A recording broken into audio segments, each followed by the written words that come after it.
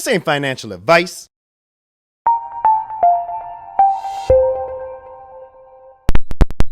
Maryland, behind me you will see Ego Alley. This is where everybody pulls in on their big bad boat and they say, check out my big boat, look at it. And then they go down there, down to downtown, and they just turn around. They all cashed out their Bitcoin. Now they got their big boat and they just go, look at that, I'm going back in.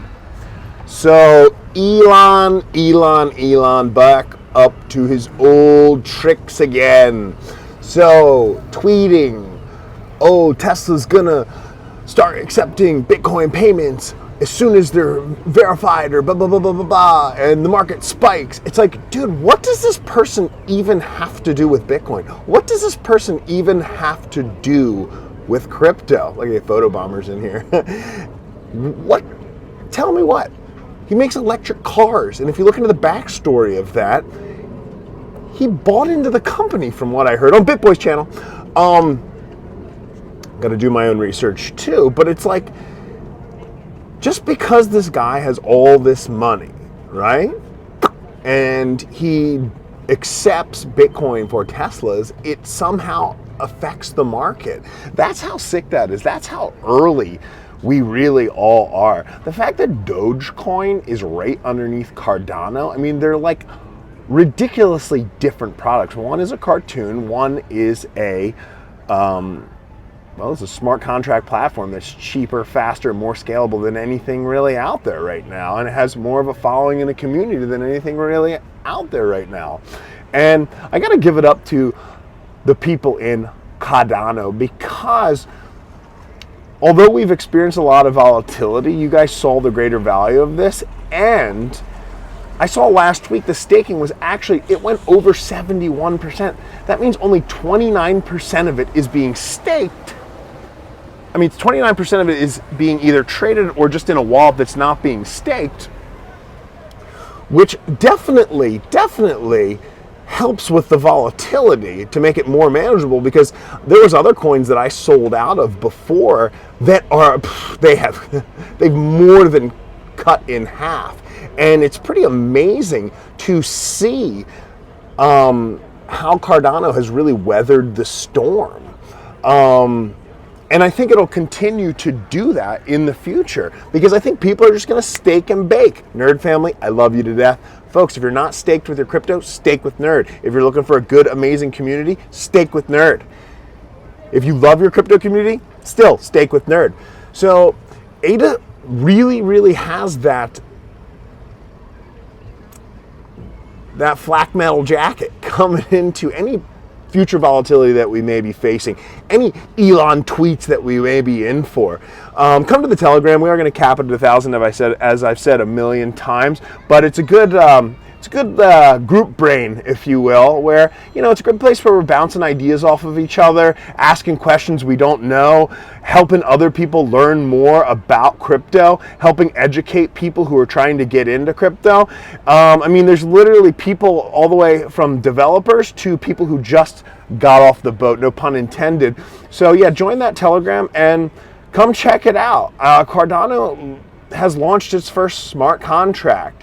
We have Cody, we have Liquid, we have Card Starter, we have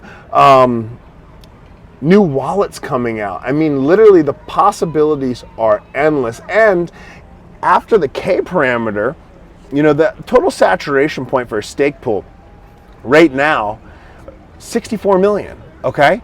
If they cut that in half, that's going to be 32 million. That means there's going to be more pools out there, ultimately making Cardano more decentralized.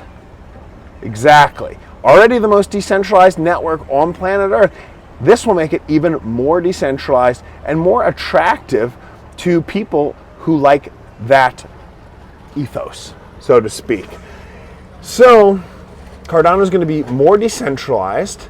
That will ultimately make the network more secure. It's going to be more scalable. And what else did I want to cover in this? And that will ultimately help to build a greater foundation for the network, so that when we go through volatile times, it probably won't be as volatile as, certain coins, certain cartoon meme coins that dump down.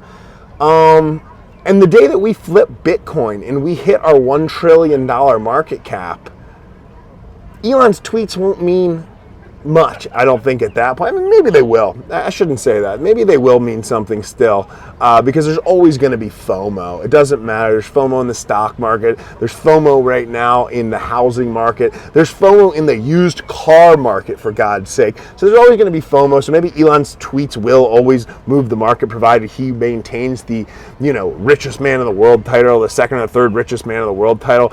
But I just wish people could just be like a little bit smarter about it, because just because one guy tweets who has nothing to do with cryptocurrency, he's not a cryptographer, okay? He's never launched a blockchain. Just because he endorses Bitcoin, that doesn't mean like go buy it, okay?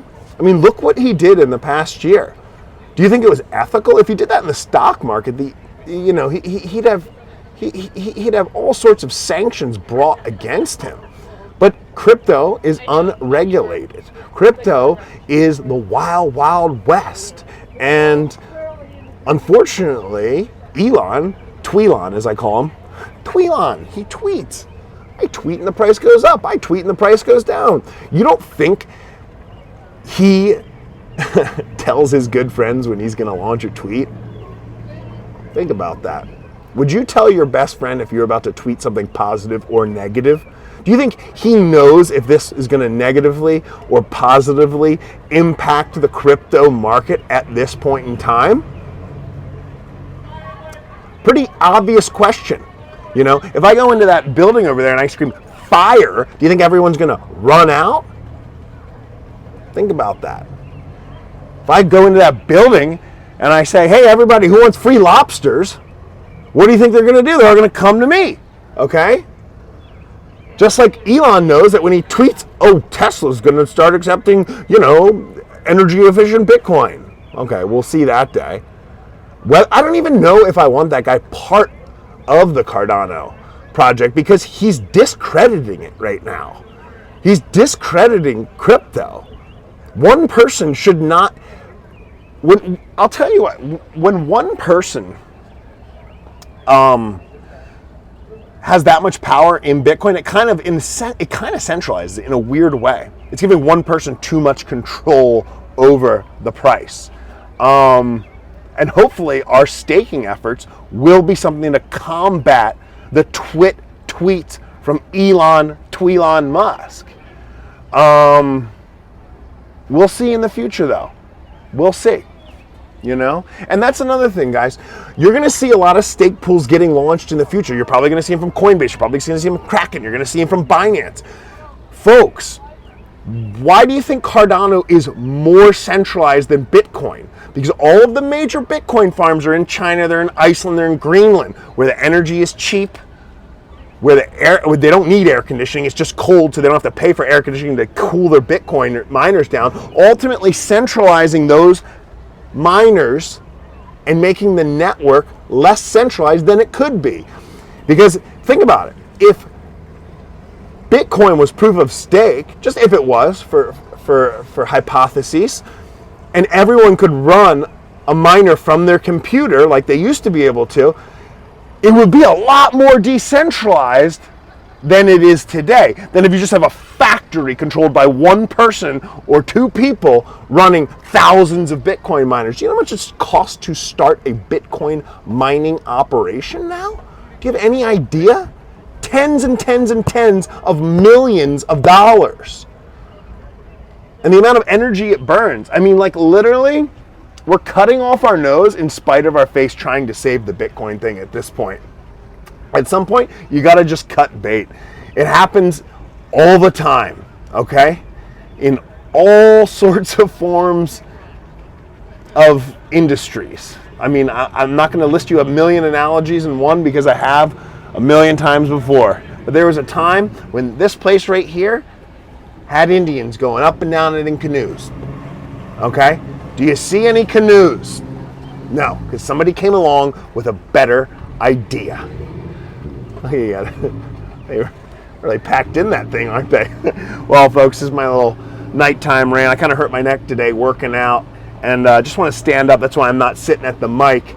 And if I don't see you, I'll see you on the internet. I'm out.